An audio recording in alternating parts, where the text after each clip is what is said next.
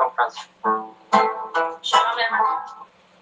Mientras aún palpite el corazón de un alma hebrea, rumbo al oriente dirigimos la mirada a Jerusalén. No estará perdida la esperanza de 2000 años de ser un pueblo libre en nuestra tierra, la tierra del Sion y Jerusalén. De ser un pueblo libre en nuestra tierra, la tierra del Sion y Jerusalén. Mientras tan palpite el corazón de un alma hebrea, rumbo al oriente dirigimos la mirada a Jerusalén. No estará perdida la esperanza de 2000 años de ser un pueblo libre en nuestra tierra, la tierra del Sion y Jerusalén. De ser un pueblo libre en nuestra tierra, la tierra del Sion y Jerusalén. Viene el estudio por parte de la hermana Lina y luego continuamos con la programación. Adelante, hermana. Shalom a todos en este día especial de reunión. Hoy les traigo pues una enseñanza con el título La bendición del desierto.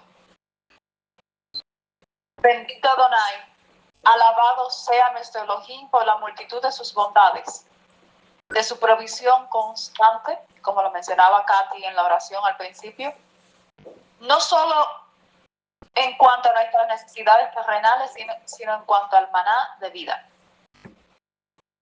Este estudio nuevamente surgió de un momento donde mi sueño se vio interrumpido por un fluir de ideas que tuve la necesidad de escribir, porque entendí que no solo eran para mí, sino para compartirlas en medio de nuestro pueblo.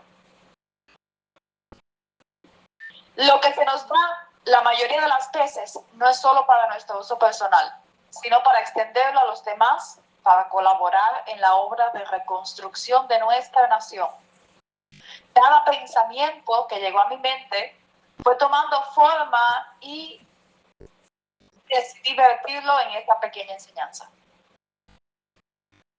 Antes de comenzar, quiero contarles una pequeña historia que cobrará sentido en el desarrollo del resto del mensaje. Un hombre que paseaba por un campamento de elefantes se sorprendió al ver que los animales no estaban encerrados en jaulas ni sujetos con grandes cadenas. Cada elefante estaba atado únicamente por una pequeña estaca clavada en el suelo, sujeta a una de sus patas. El hombre observó que los elefantes, a pesar de su enorme tamaño y fuerza, no intentaban soltarse. Aquello le resultó incomprensible, así que decidió preguntar al cuidador. ¿Por qué no se escapan?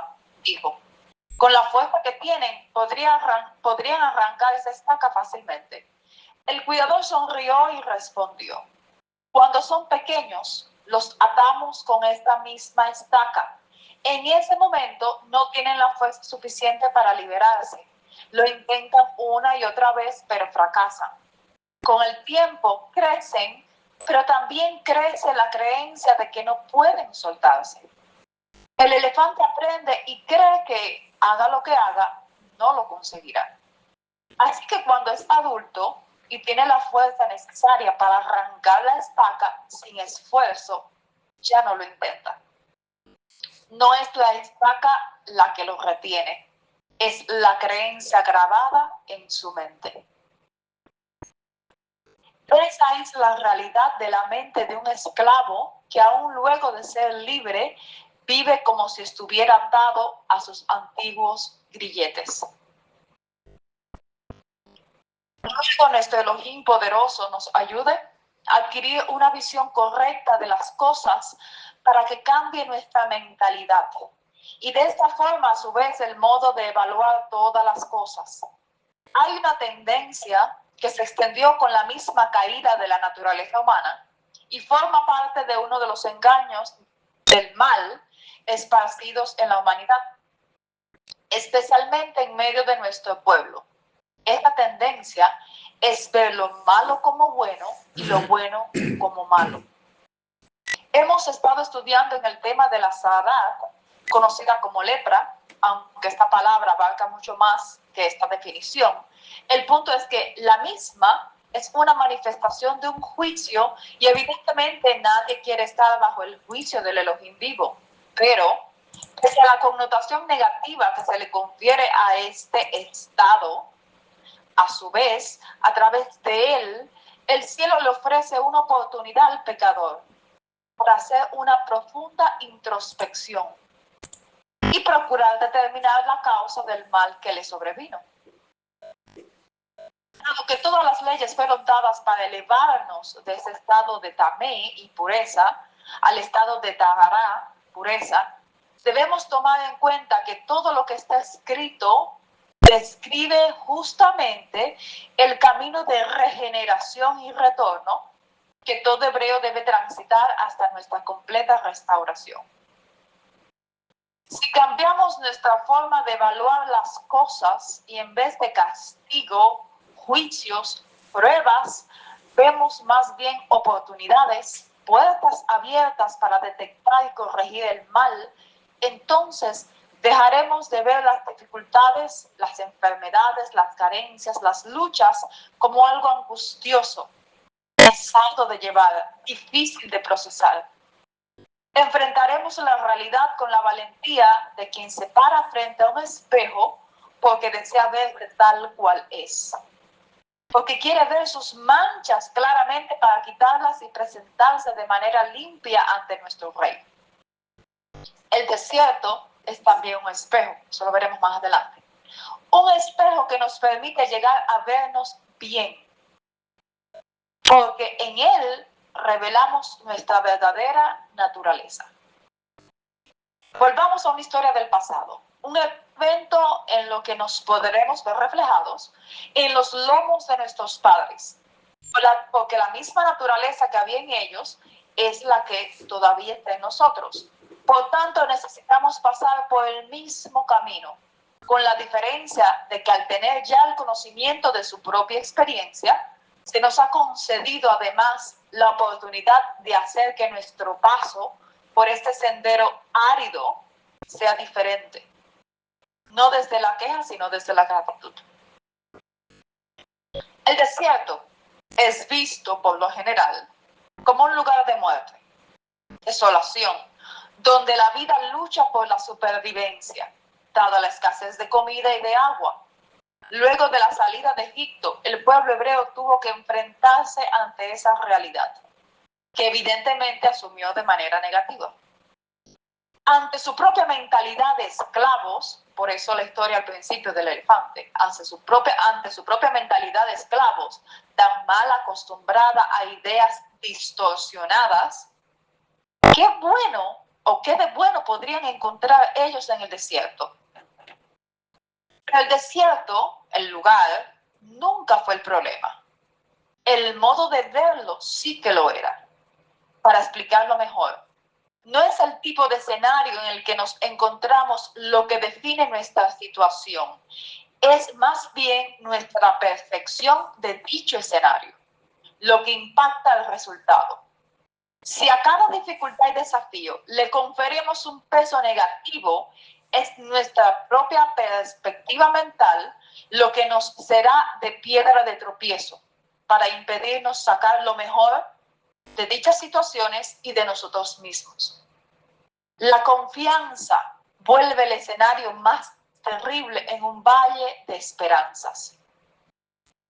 Pero esto no es fácil para quien esté inclinado a encontrar las faltas en vez de las oportunidades. Seguramente no vamos a ver mucho de nosotros reflejados en esto.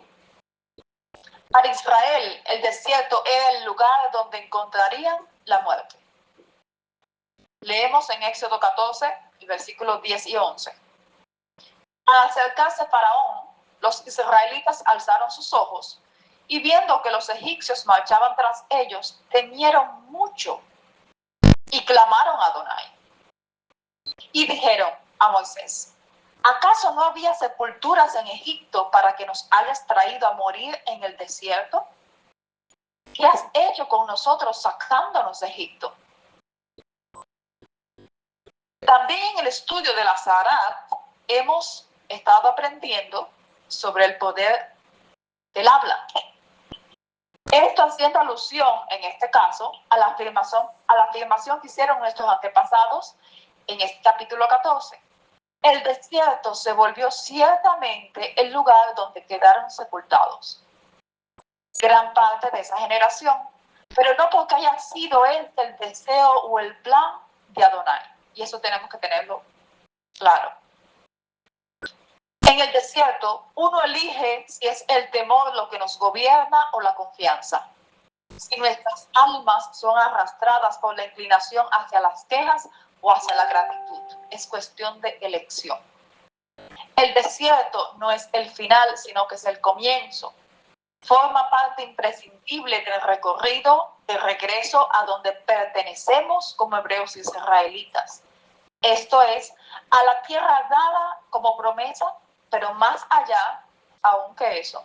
El desierto es parte importante del camino donde nos alistamos para poder ser dignos de estar al final de los 1000 años ante la presencia de nuestro Redentor Yeshua y la de su Padre. Es un camino de preparación. Retomando lo que leímos anteriormente en estos versos de Éxodo, en realidad, en el corazón de Adonai, su plan para ellos, para nosotros, es que en este desierto encontremos vida, no muerte, sino vida. Vida al encontrarle a Él. Al volver su presencia a nuestro oasis, nuestro jardín escondido en medio de la aridez y el calor sofocante de las dificultades y de todo peligro que aceche. El desierto fue diseñado como un lugar de encuentro, lugar de amores. Y sí, nos gustaría que nuestro amado nos condujera hacia un campo lleno de flores, para tener allí con él nuestras citas. En vez de eso, nos condujo a un sitio desolado, un valle de sombra de muerte. ¿Será que él no nos ama? ¿Será que él no desea nuestro bien? Esa fue la percepción de nuestros padres. Pero de ninguna manera debe ni puede ser la nuestra. Está escrito en el libro de Eclesiastés que todo lo que se quiere bajo los cielos tiene su tiempo, su hora. Y también está escrito en el libro de Cantares que no podemos hacer despertar el amor antes de que sea el momento. ¿Qué significa esto? En ese contexto, estamos en un periodo de preparación ante la boda. Y en ese tiempo de preparación, la novia debe alistarse para lucir impecable, pura, perfecta, sin mancha, como también Shaul lo describe en otra de sus cartas a los Efesios. Recordemos en el libro de Oseas, Shea, cómo luego de recuperar a su mujer, a su esposa, esta tuvo que pasar un tiempo recluida sin ver varón. Este era un tiempo necesario para su purificación antes de poder volver a tener cercanía matrimonial. No por casualidad en este mismo libro de Oseas aparece un verso precioso. Dice Oseas capítulo 2, versículo 3, del 3 al 15. la castigaré por los días dedicados a los Baales, a los cuales les quemaba incienso y adornándose con aretes y gargantillas, iba en pos de sus amantes y se olvidaba de mí, dice Adonai. Pero yo la traeré y la conduciré al desierto y le hablaré a su corazón. Allí le daré sus viñas y el valle de Acor como puerta de esperanza. Allí me responderá como en su juventud, como cuando salió de Egipto. Recordemos que de una forma figurativa se habla de Israel como la amada de Adonai. ¿Y qué dice el texto? ¿A dónde la traería? Al desierto. ¿Por qué al desierto? Porque necesitamos purificarnos luego de habernos prostituido tras dichos Baales, es decir, todo ismo de este mundo. ¿Para qué? Es decir, la llevó al desierto, ¿para qué? Para hablar a su corazón. En el desierto pueden ocurrir dos cosas. El corazón se endurece para seguir rebelándose o cede. Se ablanda para humillarse y reconoce su falta procurando hacer el debido proceder. ¿Y qué le darán el desierto? Viñas y el valle de Acor como puerta de esperanza. ¿Acaso revelan estas palabras una escena catastrófica o más bien plantea una realidad de restauración y ciertamente de esperanza? Pero en la mente de un esclavo, volvemos al principio, al comienzo del estudio, en la mente de un esclavo, desierto y valle de esperanza no son dos cosas que combinan juntos. Creo que todos quisiéramos que este tiempo de purificación fuera en mejores condiciones, en un lugar o en un estado menos problemático. Pero Adonai nos conduce justo donde debemos estar para nuestro adiestramiento y para, como dije antes, ese autoanálisis profundo que cada uno necesitamos y también como nación en conjunto. Nuestras circunstancias, luchas personales, contextos familiares, sociales o geográficos no son casuales. Tenemos un camino por delante y es necesario ser probados, no porque Él necesite saber quiénes somos, sino porque nosotros mismos no nos conocemos lo suficiente como para ver con claridad toda la oscuridad que aún podemos llevar dentro. No por nada se nos dijo que engañoso es el corazón más que todas las cosas. Como en el estado de una persona con lepra, hasta que veamos nuestra condición costrosa y purulenta por esas úlceras internas, hasta que no concienticemos lo asqueroso de toda impureza arraigada, hasta que no aborrezcamos con todo nuestro ser, nuestro propio estado de lepra, entonces no nos esforzaremos lo suficiente para ser limpios. Porque antes de la restauración, la vergüenza debe cubrirnos. Esto es, una conciencia ya despierta para ver nuestro pecado realmente como es, sin filtros. Porque hay cosas que cargamos y hasta aseguramos aún que son buenas, cuando son abominación ante los ojos del que es 3 veces Kadosh. Está escrito en Ezequiel 36, 31 y 32. Entonces os acordaréis de vuestra mala conducta y de vuestras acciones que no eran buenas, y sentiréis asco de vosotros mismos por vuestras culpas y vuestras abominaciones. No hago esto por vosotros, oráculo de Adonai, sabedlo bien. Avergonzaos y confundíos de vuestra conducta, casa de Israel. Este es el estado de vergüenza al que debemos llegar. Y por eso es preciso justamente pasar por el desierto. Porque como mencioné en algún momento, ese desierto es un espejo donde podemos llegar a vernos tal y cual somos en nuestras actitudes, reacciones, respuestas, pensamientos y elecciones diarias. También, como mencioné al comienzo, para profundizar un poco más, nos remitiremos a un evento pasado para entender y asimilar las lecciones presentes. Porque si llegamos a comprender y esto es importante, si llegamos a comprender las razones del por qué nuestro Elohim llevó al pueblo al desierto, como mismo nos llevó a nosotros, o nos trajo a nosotros, comprenderemos de una manera más personal y no solo teorética todo aquello por lo que nosotros mismos hemos atravesado y necesitamos aún atravesar. La mayoría de las veces asumimos que sabemos algo, pero mientras ese conocimiento no modifica positivamente nuestra percepción y modo de vida, es letra muerta, vacía. Veamos en Deuteronomio, en el capítulo 8, versículos del 1 al 3 y luego del 15 al 16. Son los versos centrales de este estudio. Dice así: todos los mandamientos que yo os prescribo hoy, cuidad de practicarlos, para que viváis. Ese es el deseo de nuestro Elohim, para que viváis. Y os multipliquéis, y lleguéis a tomar posesión de la tierra que Adonai prometió bajo juramento a vuestros padres. Vamos a hablar también qué significa esa tierra. Acuérdate de todo el camino que Adonai tu Elohim te ha hecho andar durante estos 40 años en el desierto, para humillarte, para probarte y conocer lo que había en tu corazón. Si ibas o no a guardar sus mandamientos, te humilló, te hizo pasar hambre, te dio a comer el maná que ni tú ni tus padres habíais conocido, para mostrarte que no solo de pan vive el hombre, sino que el hombre vive de todo lo que sale de la boca de Adonai.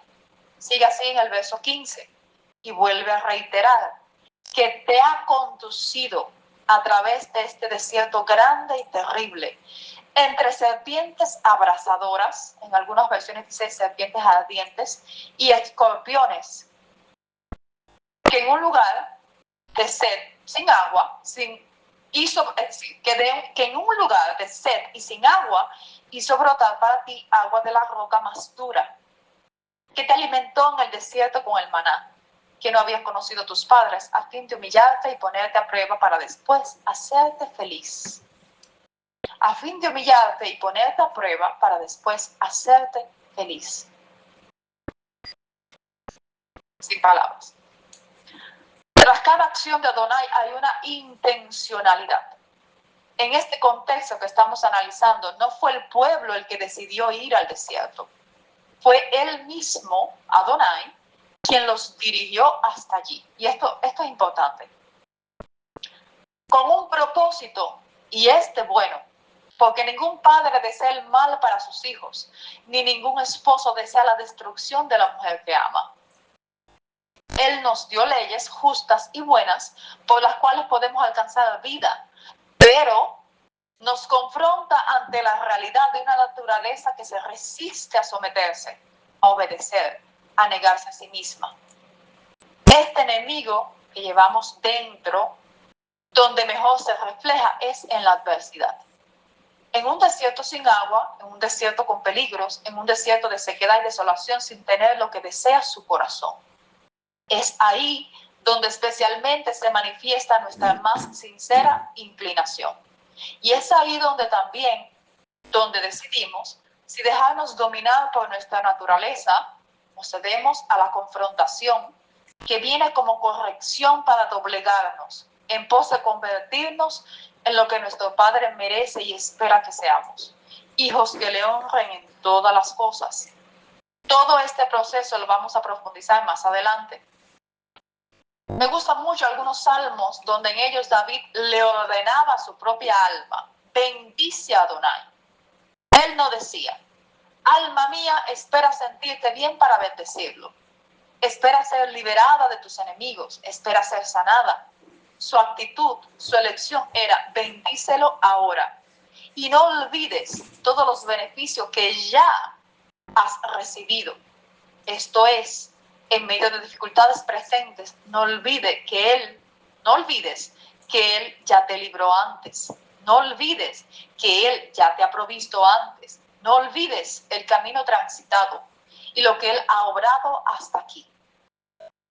Así podemos decir: Adonai Hevianu ad Hena, que significa: Adonai hasta aquí nos ha traído.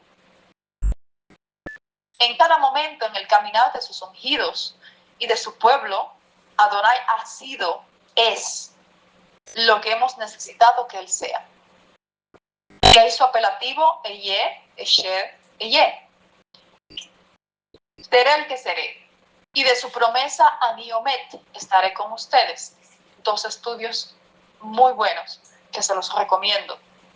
Él, quien es Adonai Roí, pastor. El Roí, el que nos ve. Jireh, proveedor. Rafa, sanador. Shaddai, conocido comúnmente como o traducido comúnmente como todopoderoso. Desde el hebreo hay algo muy interesante. Por eso siempre tenemos que ir a la fuente, a la raíz, el hebreo. La palabra para roí, que es con resh, ayin y yod, es decir, pastor, viene de la raíz ra, con resh, ayin y hei. ¿Qué significa? Es decir, esta raíz significa pastorear, cuidar. Pero además tenemos otro término muy similar en pronunciación y escrituras. Roí, con resh, alef y yod, que su raíz también suena como ra'i, con resh, alef y hei, que define la acción de ver. La diferencia está en que entre la resh y la yod hay una ayin, es decir, en el caso de pastor hay una ayin, y en el segundo caso hay una alef entre la resh y la yod. Este juego fonético y conceptual entre pastorear y ver implica acciones que van en conjunto, pues quien pastorea tiene su ayin, su ojo atento a sus ovejas. Asimismo, el acto de velar sobre ellas implica la actitud de cuidado y guía. En ambos casos, Adonai es también la Aleph, símbolo de preeminencia y poder.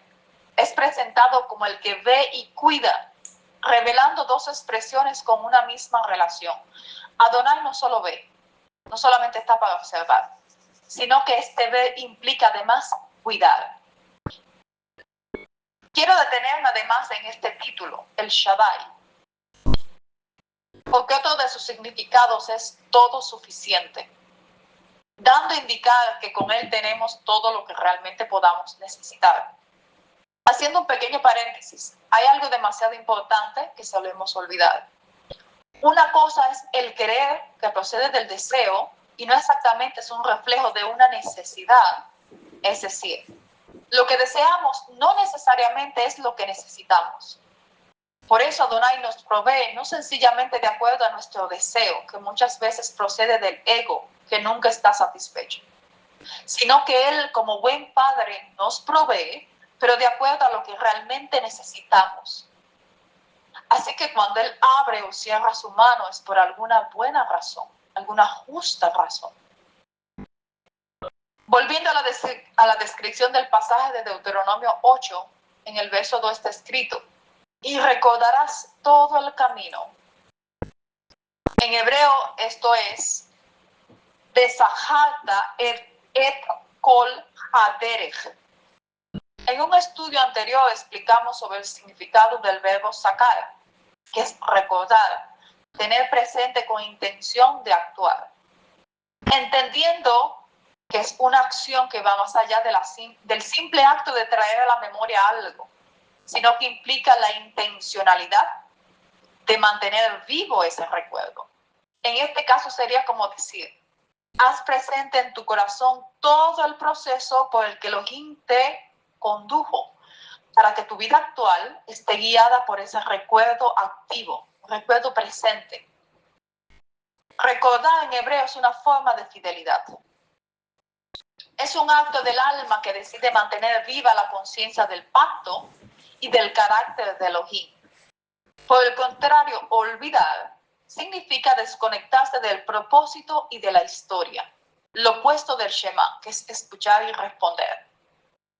Elohim no solamente quiere obediencia, sino que mantengamos muy presente en nuestra mente cómo su proceder al guiarnos en el desierto es para moldear el corazón de nuestro pueblo, ya sea como nación y también individualmente.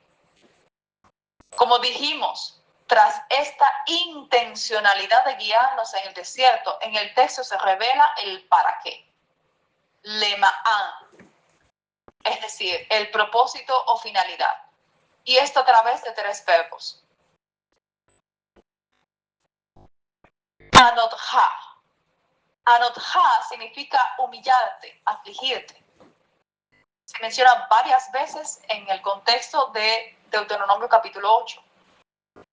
La raíz es aná, que denota presionar, reducir, poner bajo disciplina. Hay que entender algo importante. Usualmente en una mente occidental, el sentido de humillar adquiere una connotación negativa. Pero desde el hebreo y aún más desde el contexto que estamos estudiando, el sentido de esta palabra es muy diferente.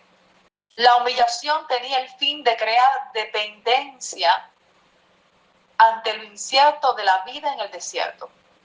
Es decir, ante la carencia de alimentos, de agua, de peligros alrededor. Adonai desea que dentro del corazón de su pueblo se arraigara la confianza en él, de modo tal que no pusieran en duda su cuidado, su provisión incluso en medio del escenario más desolador. La humildad crece en aquellos que en su aflicción aprenden a depender completamente de Adonai. Como vemos, el pueblo reveló una actitud contraria, la queja, la murmuración y el deseo de por ellos mismos manejar la situación, el deseo de controlar. Bueno, Adonai no actúa, voy a hacer que resulte yo como yo quiero. Esto considerando incluso la posibilidad de volverse a Egipto. Esto es lo opuesto a soltar el control, lo opuesto al confiar seguros de que quien los guiaba no lo hacía para su destrucción. La humillación fue necesaria y pedagógica, instructiva. El propósito no era la degradación, no es humillar para degradar, sino desenmascarar la confianza en el yo y enseñar la humildad en el recibir la protección y la provisión diaria.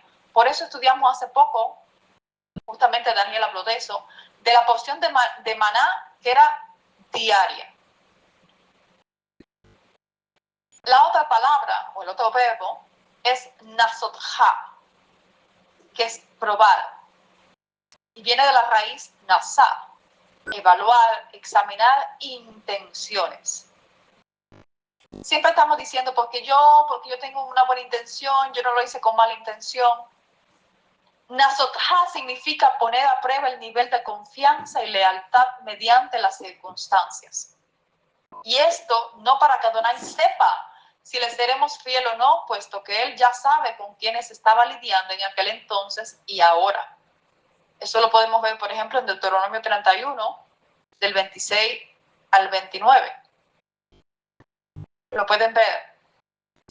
La prueba era más bien para manifestar lo que había en su corazón, en nuestro corazón. Recordemos que todo lo que estamos hablando es una figura de nuestra propia experiencia. En otros estudios también se ha abordado el hecho de que Adonai no tienta a nadie. Es decir, probar no es tentar. Son dos acciones muy diferentes.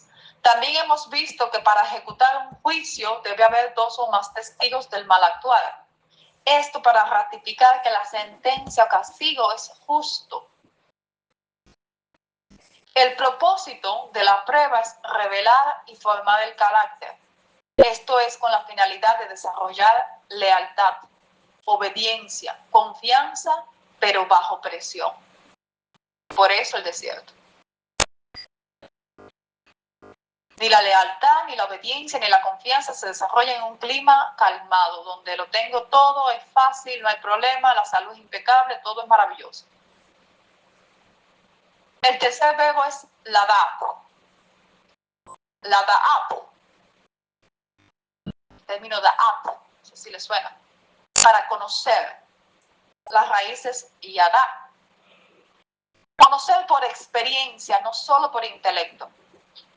El propósito final de estas pruebas era para mostrarle al pueblo, hacernos ver a nosotros lo que había, lo que hay dentro de nuestro propio ser, revelando lo que somos internamente.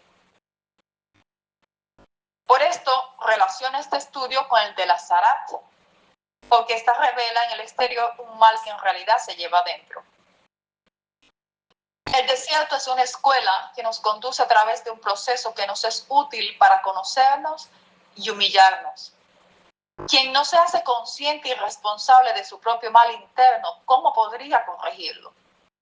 Pero el mal muchas veces no se hace evidente, sino que se disfraza para pasar desapercibido, hasta por la misma persona que lo carga. Es ahí donde entran también las excusas, porque insistimos en creer que tenemos razón en cualquier aspecto que se nos señala que no andamos bien. Y eso porque nuestra propia percepción egocentrista nos engaña. Y de esa forma alimentamos más el propio mal. Podemos ver en Proverbios 30:12. Hay quien es puro ante sus propios ojos, pero no está lavado de su inmundicia. Por eso la necesidad de una cuidadosa y sincera introspección, clamando para poder ver y aceptar. Porque hay quienes ven, pero no aceptan.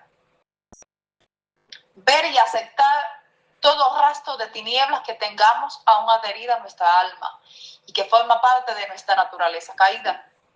Si vamos camino a la restauración, eso significa que en este proceso debe ser enderezado todo lo torcido y purificado todo lo contaminado. Prosiguiendo el desarrollo de los eventos relatados en el verso 15, se describen dos tipos de peligros figurativos, en la mención de serpientes ardientes y escorpiones, ambos muy comunes de encontrar en los desiertos. Podríamos pensar entonces que el peligro estaba afuera, es decir, eran las serpientes y los escorpiones. Pero ya hemos estado analizando de manera reiterada que lo exterior por lo general puede ser el reflejo de una realidad interna. Lo que se ve tiene su origen en lo que no se ve. Esto también está escrito. Por tanto, aunque habían otros animales peligrosos también en el desierto, la mención específica de estos dos, uno de la familia de reptiles, la serpiente, y otro de la familia de artrópodos, el escorpión, tampoco es casual. Veamos algunos detalles más de cerca. Por ejemplo, el término serpiente ardientes es Nahash Saraf. La expresión serpientes ardientes se refiere a su color brillante y también al hecho de que su veneno producía la sensación de ardor intenso como fuego en el cuerpo tras la mordedura. La serpiente, en un sentido más negativo, desde el libro de Bereshit, está relacionada al engaño y a la distorsión. Esto, traducido en un lenguaje espiritual, puede representar el orgullo inflado del que cree que sabe y se guía por su propio entendimiento, sin apoyarse en la multitud de los consejeros o acudir a quien está capacitado para instruirle en sabiduría. Como mismo Java se dejó seducir, prestando oído a una voz ajena a la del Creador, y actuó en completa autonomía, esto es independencia. La naturaleza humana, movida por el espíritu de independencia, suele tomar acciones individuales, basadas en nuestros propios criterios, deseos, ignorando de manera consciente las directrices. El ego cree que sabe lo que hace, lo que piensa, lo que habla. Pero mientras más crece en esa autoconfianza, más se enceguece en sus propios razonamientos, que solo conducen a errar al blanco y a perder de vista el camino recto ya trazado. Hay algo interesante en la raíz de la palabra Nahash. También está relacionada en otros contextos con la adivinación, interpretar señales, hechizar o encantar en el sentido de influenciar o manipular. Por ejemplo, en Bereshit 44:5, lo pueden buscar, aparece esta raíz en el sentido de adivinar. Hay claras advertencias en la Torá y en toda la extensión del Tanaj de no dejarnos llevar por nuestro propio corazón. Adivinar no solamente se trata de una cuestión mística, de espiritismo, de agorero, no, sino de yo misma o de uno mismo decidir el camino. A mí me parece que por aquí es mejor.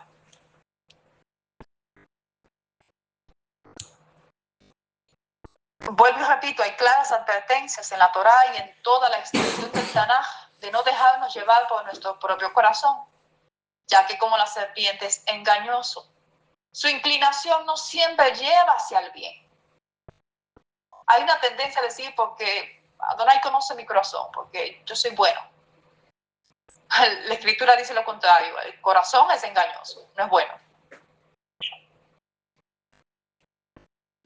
Y en todo caso, incita en ocasiones hacia lo que es contrario a las sendas de luz. Nahash también significa acariciar, susurrar. No sé si han escuchado a una serpiente en este acto. Y no por gusto es representativo de la acción de las tinieblas que seduce con astucia. El problema es que el peligro del mal, como ya dijimos, no solo está afuera, sino dentro. Con cuanto más cuidado entonces debemos vigilar nuestro proceder, nuestra motivación, nuestra actitud. Tampoco no por nada se nos indicó a velar, porque el mal siempre anda buscando a quien atrapar en su red. Y teniendo un aliado en nuestra propia carne, que es lo peor, no es que sabios dormitar, en el sentido de el descuido, descuidarnos, sino aprovechar bien el tiempo. El segundo animal que es mencionado en el verso 15 del capítulo 8 de Deuteronomio es escorpiones y escorpiones de Acrabín. El escorpión es un animal del desierto árido, símbolo de daño oculto, pequeño pero mortal.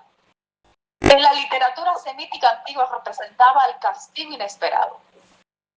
En cuanto a tamaño, por comparación, se podría decir que es más fácil identificar visualmente una serpiente. Y recordemos que estos animales representan actitudes, representan características.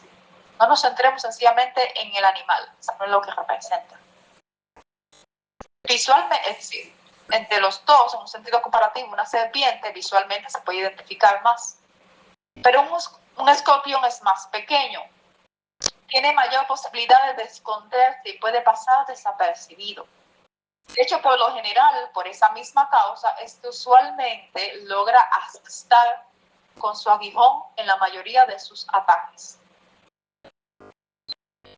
Por lo general, no se le presta atención e importancia a las cosas pequeñas, creyendo que no tienen gran impacto.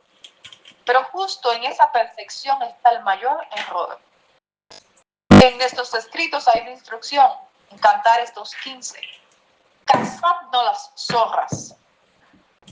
zorras pequeñas que echan a perder las viñas, nuestras viñas en flor. También se nos indica en cuanto a la levadura, cosa que estudiamos recientemente, que un poco de levadura echa a perder toda la masa. No hace falta una gran falta. Los pequeños errores, fallas, descuidos sin corregir se vuelven luego crónicos. Y su efecto, quizás silente, pero progresivo, termina expandiéndose hasta contaminarlo todo. Esta es una de las estrategias más usadas por el mal para dañar y destruir. Por eso el escorpión representa una amenaza poco visible. Amenaza no desde afuera, amenaza desde dentro. Menos evidente y por eso menos corregida, porque no se le confiere la suficiente importancia. Es la gota insignificante que cae momento tras momento y aunque sin tener mucha fuerza, por su constancia logra hacer un agujero en la roca. La caída no solo viene por una ola tempestuosa que nos cubre, esto es una transgresión grave. Son las pequeñas fallas continuas sin corregir las que terminan trayendo grandes consecuencias. De igual manera, las grandes victorias, porque hay que hablar de lo positivo, Estamos buscando lo positivo. Las grandes victorias, los grandes avances se logran dando incluso pasos pequeños pero consistentes, coherentes con las instrucciones que diariamente recibimos para aprender a vivir por ellas. No hay que dar grandes zancadas para crecer. Para elevarnos desde un estado de caída, tamé, a un estado de tara, solo es preciso humildad, perseverancia y disciplina. Aunque nuestro pueblo falló muchas veces en el pasado y aún mostramos muchas faltas, debemos esforzarnos para lograr adquirir estas virtudes y valores que nos faltan o que no están bien definidas y equilibradas en nuestra mente y en nuestro carácter. Citando nuevamente Oseas 2:14. Vuelvo a detenerme en sus versos para compartir cierto entendimiento que procede de varias pláticas con mi esposo. A veces nos dedicamos un tiempo para estudiar la escritura, donde por causa de su conocimiento del hebreo pictográfico me ayudó a ver con mayor claridad detalles maravillosos en este mismo sentido de lo que significa el hecho de que Adonai habló al pueblo en el desierto, como dice Oseas 2:14. Esta es una parte esencial de esta enseñanza, dado que la revelación del pasado se hace presente en nuestra propia experiencia y se vuelve aún más significativo cuando somos testigos de cómo las piezas encajan tan perfectamente en el propósito hacia el cual nos guía nuestro buen Padre. Pero justo también hablaba con mi esposo sobre el hecho de que podemos ver estos patrones de conexiones que son maravillosos en cuanto a lo que se nos revela ante nuestros ojos por medio del hebreo y su simbología, como hemos estudiado también, en cuanto al significado de las letras, la numerología y demás. Pero si no le integramos a nuestra vida de modo que el poder del espíritu que está en la letra moldee cada área, entonces el conocimiento se vuelve, en vez de un peso, es decir, cabot, se vuelve condenación y juicio. Es como el que vive la letra, pero a su manera. Y la ajusta a su modo de vida cuando debe ser lo opuesto. Ajustar más bien nosotros nuestro modo de vida por causa del conocimiento y entendimiento correcto de la letra, dirigiéndonos hacia aquello a lo que ésta indica. No por nada la Torá es una flecha que apunta hacia el camino a seguir. Ahora bien, en el libro conocido por Números, que es Bamidbar, que representa el desierto, así es la traducción literal, el desierto, Bamidbar, o en el desierto, es interesante porque la raíz de esta palabra tiene que ver con dabar, con hablar, palabra, para que la redundancia. Por eso cobra sentido lo mencionado antes en el libro de Oseas, donde Adonai lleva a Israel al desierto para hablarle a su corazón. El desierto no es solo geografía, no se trata de localización física. Es un lugar donde Elohim habla y forma. Es justamente un lugar de aridez y peligro donde se desarrolla la intimidad y la dependencia total. El desierto es donde Israel aprende a depender de Adonai, recibe dirección diaria, enfrenta pruebas constantes, falla repetidamente, pero es corregido y formado como pueblo. ¿Pero formado para qué? El objetivo era solo conquistar Canaán. No, en lo absoluto. Lo visible, el lugar, representa más bien un estado que debemos alcanzar en conexión con Adonai. Como la letra es lo que revela el espíritu, esto es, como una cáscara externa que contiene o reviste lo que es en verdad lo esencial, Israel no alcanzaría su reposo completo solo por llegar a la tierra de la promesa, llamada en el Brit Hadashah metafóricamente el reino de los cielos. En el libro de Jeremías encontramos, en el capítulo 31, versículo 2, así dice Adonai: El pueblo que sobrevivió a la espada halló favor en el desierto. Israel, mientras caminaba, era conducido hacia el descanso. Uno podría pensar, bueno, el descanso era llegar a la tierra prometida, pero no. Notemos que dice mientras caminaba. Ya en varios estudios se ha mencionado sobre este término caminar. Aparece como parte de un patrón de enseñanzas que nos indica más que un movimiento físico, un modo de vida. Según nos conducimos en este desierto, según nuestras actitudes, disponibilidad de aprendizaje y cambio, muestra de humildad ante la corrección, integración como ejat en este pueblo, tomando en cuenta que somos llamados a ser uno y no a vivir como ovejas independientes o asnos indómitos, cada uno por su lado.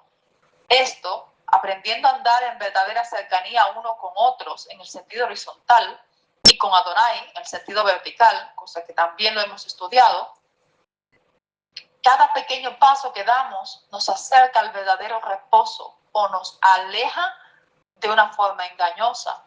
Y vuelvo a la mención de las serpientes, que dijimos que representan, entre otras cosas, la sutilidad del engaño. Algunos pueden que no vean la conexión en su propia vida con lo que se describe en Ezequiel 20, que se describe nuestra experiencia casualmente, o por así decir. Algunos pueden que al tener, es decir, algunos pueden que al tener una aparente tranquilidad, y digo aparente porque no están atentos para el autoanálisis y al no tener quizás grandes problemas, descuidan los pequeños detalles diarios, donde hay implícita alguna enseñanza o instrucción. Puede que esto les mueve a considerar que andan bien y no se percatan de lo mucho que tienen que corregir y que esta aparente quietud puede serles piedra de tropiezo porque va adormeciendo más la conciencia. Como advertencia se nos citan múltiples ejemplos, como el de aquellos que creyeron, que porque obraban en el nombre de Yeshua y seguramente tenían conocimiento, llegarían a estar con él. Sin embargo, también estos quedaron fuera de su reposo, esto es, fuera de su presencia, porque no tuvieran una genuina intimidad con su Redentor. Conocer de él y conocerle a él son dos cosas bien diferentes. Lo cierto es que más que un lugar físico, la verdadera menujá, que eso significa lugar de descanso, de reposo, se alcanza solo llegando a conocer e intimar con nuestro pastor. Por eso la menujá también está relacionada con el matrimonio. Pueden ver en Ruth 1.9, no me detendré en esos pasajes para no alargar más el tiempo. Ruth 1.9. Como la seguridad que una esposa encuentra bajo la cobertura y la protección de su esposo. Pero la mejor descripción nos la brindó el mismo Yeshua en el libro de Yohanan, conocido como Juan, mal traducido como Juan, en el capítulo 19. Cuando él dice que las ovejas conocen, sus ovejas conocen Yadá a su pastor. Entonces, este conocimiento hace que encuentren seguridad y a la vez pastos bajo el resguardo de quien vela por ellas. Pueden alimentarse, pueden comer tranquilas, pueden estar tranquilas. Vemos esta verdad revelada en el diseño de la tienda de reunión en el desierto. Y en este punto quiero compartir no sé si alguno de ustedes identifica esas letras, uno que no sea José. Identifican el gráfico y las letras.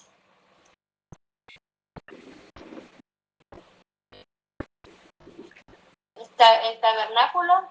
Sí. La tienda de reunión, Mishkan. Bueno, son 5 letras. Bet, Mem, Dalet, Bet, de nuevo, y Resh. Esta es una gráfica a mano de la llamada tienda de reunión, Mishkan. No entraré en detalles en cuanto a este nombre, es decir, tienda de reunión, porque son demasiados y espero con el favor de Adonai poder compartirlos en otra presentación. Lo que observan son 5 pictografías, como ya mencioné. La Bet, fuera de la puerta de entrada, que significa casa, todos sabemos ya, bueno, la mayoría. Se encuentra fuera de la entrada exterior de la tienda y no por nada está así, dado que aquella generación quedó excluida de ese reposo por la dureza de sus corazones. Pero vamos a ver qué tiene que ver la tienda de reunión con el término reposo. En la descripción, o veamos en la descripción de lo que nos indican estas letras desde el Salmo 95, del 6 al 11. Dice así el verso 6. Venid, inclinémonos y postrémonos, arrodillemos ante la presencia de Adonai nuestro Hacedor. La tienda de reunión representaba la presencia de Adonai en medio del pueblo. Todo lo que venía a ofrecer algún sacrificio pues tenía que pasar por allí. Dice así el siguiente versículo, porque Él es nuestro Elohim y nosotros pueblo de su prado y ovejas de su mano. Prado en hebreo es miré, que significa pastizal, lugar de pastoreo.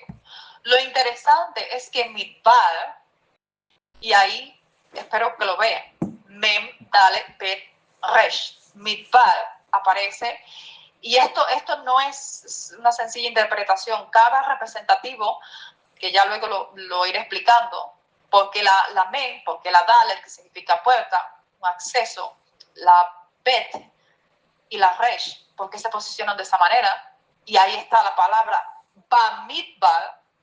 Es decir, hay 2 palabras, Bamidbar, que es el libro conocido como Números, y está Midbar. Bueno, en realidad hay 3 palabras. Midbar, que es conocido como desierto, tradicionalmente se traduce como desierto, pero también significa lugar de pastoreo. Y también está Dabar, palabra. Por eso les mencioné que Midbar y Bamidbar están relacionados al hecho de hablar. Todo eso lo explicaré más adelante. Lo interesante, les decía, es que Midbar, que usualmente es traducido como desierto, región árida, también solía ser un espacio donde pastaban rebaños de ovejas de forma extensiva. En el sentido de lo que mencioné sobre la estructura de la tienda de reunión, podemos ver la palabra Midbar en los elementos que la componen. Primeramente, después de la entrada al atrio, es decir, la entrada exterior, que es esta que aparece, José, no sé si la puedes apuntar, la primera entrada que aparece, donde la PET está afuera exactamente, es la entrada al área exterior del Mishkan, rodeado por un cercado de cortinas. Luego de estar ahí en el atrio, se encontraban 2 elementos, el altar de bronce y el lavacro, fuente de bronce con agua, de ahí la Mem. Luego se encontraba la cortina de la entrada al Mishkan, lo que representaría la Dalet, que es una puerta. La Bet sería el espacio de la tienda, Beyit. Y luego separado por un velo el lugar santísimo donde estaría la Resh, como está escrito, por ejemplo, en el Salmo 81. Pastor de Israel, escucha tú que guías a Joseph como un rebaño, tú que estás sentado entre querubines. Dice también en 2 Samuel 6:2, se levantó David y partió con todo el pueblo que estaba con él a Baalá de Judá para subir desde allí el arca de Elohim que lleva el nombre de Adonai Sebaot, que se asienta sobre los querubines. Ahí donde están los querubines es como el representativo de la parte más íntima donde está Adonai. ¿Por qué en este diagrama, en este gráfico, está una Bet afuera? ¿Por qué? Y ya les dije que estas 5 palabras significa Bamidbar, que es uno de los libros, de los primeros 5 libros de lo que se conoce como Humash, creo que en hebreo, José, o Petauteuco. Y luego está Devarim. El hecho de que esta Bet se quedó afuera se explica en los versos siguientes de este mismo Salmo 95. Dice así: si oyereis hoy su voz, no endurezcáis vuestro corazón como en Meriba, como en el día de Masá, en el desierto. Es interesante porque estas dos palabras comienzan con Mem.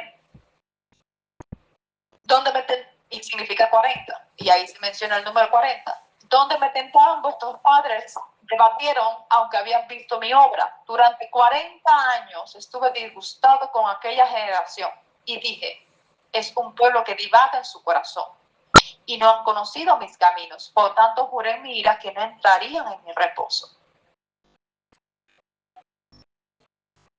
Casi toda una generación de la casa Bait, por eso Sabet afuera, de Israel fue cortada. No entraron al reposo de Adonai. Sin acceder al lugar de reposo, que es el lugar de la presencia, porque se negaron a hacer Shema. Nadie puede tener intimidad con Adonai si no hace Shema. Tampoco hicieron Teshuvah. Nadie puede tener intimidad cercana con Adonai si no hace Teshuvah. Una Teshuvah genuina. Sino que permanecieron en la obstinación de su lev, de su corazón, de su mente, de su voluntad empedernida. Bien dijo Yeshua que sus ovejas escuchan su voz y lo siguen. Entonces es que encuentran descanso y pasto en su misma presencia. Les decía que Midbar significa pastos. El representativo del santuario es el representativo de un lugar de encuentro, por eso se llama la tienda de reunión, lugar de encuentro, donde el punto más vamos a decir, más alto, más elevado, más profundo de cercanía con él es el lugar santísimo. Hay que atravesar todo un desierto para llegar ahí, para llegar a él. Por eso el lugar de la presencia, esto es el Mishkan, también contiene sus elementos, la pictografía de Midbar, ¿cierto? Porque el desierto, sobre todas las cosas, era el lugar para que Israel conociera su Elohim. Tanto en el libro de Bamidbar, conocido como Números, como el de Devarim, conocido como Deuteronomio, se relata todo este proceso donde Adonai no solo guió a su pueblo, sino que les habló. Por eso Dabar está presente en todas estas terminologías. Actuó con ellos, y fíjense que habló y de manera literal, porque lo escucharon. Actuó con ellos entregándoles una ketubá, que es lo que conocemos como las 10 Dabar. Y además las palabras de su Torah, instrucciones de vida. No por nada ambos libros que aparecen en este diagrama, Bamidbar y Devarim, Dabar también aparece ahí. Ambos libros, desde el hebreo, contienen la palabra Dabar. Yeshua también dijo que su palabra es verdadero alimento. Por eso Yeshua, en un contexto hablando del reposo que le daría a su pueblo, habla de pastos. Es un reposo donde hay pastos. Algo que debía aprender también su pueblo en el desierto, que es la misma lección para nosotros, que su palabra es el verdadero alimento y su palabra es el puente, o como dijera Shaul, el ayo que nos conduce a encontrarle a él, y con él encontramos todo lo que nuestra alma pudiera necesitar. Hablando del verdadero alimento, en contraste con el maná que tipifica a Yeshua, siendo él la provisión del cielo que trae vida verdadera, cuando hablamos del deseo de comer carne que tuvo nuestro pueblo en el desierto, este deseo evidencia una realidad. Recordemos que está escrito: no solo de pan vivirá el hombre, sino de toda palabra que sale de la boca de Adonai. Pues esta palabra, Davar, que está en este contexto del santuario, es también tipificada en el maná, el verbo de vida. Hay un pan terrenal confeccionado con granos que el hombre cosecha desde la tierra. Hay otro pan, un pan que no es de este mundo. Esto ya lo abordó nuestro instructor en un estudio reciente.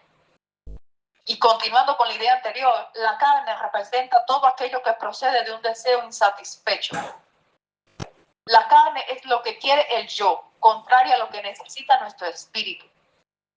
Recordemos que, como describe Shaul en una de sus epístolas, el hombre está dividido, por así decir, entre dos fuerzas, una contraria a la otra.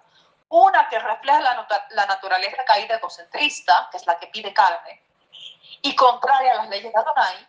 La otra, por el contrario, es la nueva naturaleza creada según el Elohim, guiada por su espíritu, que es la que necesita maná, o la que clama por el maná, la que también él instruyó que debemos alimentar. Por tanto, volviendo al escenario del desierto, lo que reveló el contexto o la situación donde los israelitas se quejaron y en un vivo deseo, que por cierto fue influenciado por todos aquellos que salieron, es decir, ajenos al pueblo, gentiles, que salieron con ellos desde Egipto, en un vivo deseo, todos ellos pidieron carne. Sencillamente, con esta actitud estaban mostrando que Yeshua, el maná, no les era suficiente. Veamos cómo se describen estos hechos. En Números 11, del 4 a 10, dice así: y la chusma, es decir, los gentiles que estaban con ellos, que iba en medio de ellos, sintió otra vez un gran deseo. Y también los hijos de Israel lloraron y dijeron: ¿quién nos diera a comer carne? Sé que hay un estudio donde profundizo más un poco acerca de este tema. No recuerdo exactamente el título, creo que nuestro paso por el desierto, no recuerdo bien. Pero hablo de este tema. Los israelitas dijeron: ¿quién nos diera a comer carne? ¿Cómo nos acordamos del pescado que en Egipto comíamos de balde, de sobra, de los pepinos, de los melones, de los puerros, de la cebolla y los ajos? Pero ahora nuestra alma se reseca. Pues nada ven nuestros ojos sino este maná. Y el maná era como un grano de culantro y su aspecto como el aspecto del bedelio. El pueblo se dispersaba para recogerlo y lo molían en molinos o lo machacaban con morteros. Y lo cocinaban en ollas o hacían bollos con él, y su sabor era como el sabor del bollo de aceite. Por la noche, cuando el rocío descendía sobre el campamento, el maná descendía con él. Y oyó Moisés al pueblo cómo familias enteras lloraban, cada cual a la entrada de su tienda. Y fue encendida grandemente la ira de Adonai, y también fue desagradable ante los ojos de Moisés. No quiero detenerme en los actos de nuestros antepasados, que son bien conocidos, sino en nuestros propios actos presentes. El mal interior muchas veces procura pasar desapercibido, eso lo mencioné antes. Se viste de buenas intenciones, de lo que incluso a nuestros ojos puede ser considerado de sentido común. Cualquiera podría decir: pero ¿qué había o qué hay de malo en desear comer carne? Es lo mismo que decir: ¿qué hay de malo en desear tener salud, un mejor trabajo, una mejor situación, una mejor vida? Y sí, por un lado, no es malo aspirar a estas cosas. El peligro es lo que hay detrás de esos deseos. El peligro es la insatisfacción, la inconformidad, la ingratitud. El pensar: si tengo esto, entonces es que estaré bien y seré feliz. Es decir, para ponerlo en ejemplos más concretos, algunos de nosotros padecemos disímiles afecciones de salud y obviamente que nos gustaría poder estar sanos, pero sin embargo, no por nada tenemos que seguir lidiando con estas situaciones en nuestro cuerpo. Es parte de nuestro desierto, es parte del proceso de preparación y de evaluación. Si las cosas no nos van bien, no está mal desear que mejoren, claro. El problema está en cuando elevamos ese deseo como algo imprescindible para nuestro bienestar. Es como decir: si no tengo la salud que deseo, si esta situación o mi entorno familiar es difícil, yo no me sentiré conforme. Sin asumir una actitud de confianza, dependencia, aprendizaje y siempre de gratitud, encomendándonos al sustentador de nuestras vidas, diciéndole, sin importar nuestra situación: no va bien con la familia, pero te tengo a ti. No tengo una salud impecable, pero te tengo a ti. No poseo una vida perfecta, pero te tengo a ti. Y tú eres todo suficiente para mí. Esto, más que una frase poética, podría sonar poética, es como debemos vivir. En una segunda presentación compartiré más desde la pictografía, detalles que quedaron sin mencionar y ahondaré en otros que me limité a explicar desde lo más básico. Que sea nuestra más profunda oración, y con esto termino. Padre, abre nuestros ojos para que en nuestro paso por este desierto veamos más que arena y polvo. Ayúdanos a verte a ti, a acercarnos en ese lugar de tu presencia, que es el lugar donde podemos encontrar descanso aun en medio de la aridez de este sistema. Shalom a todos.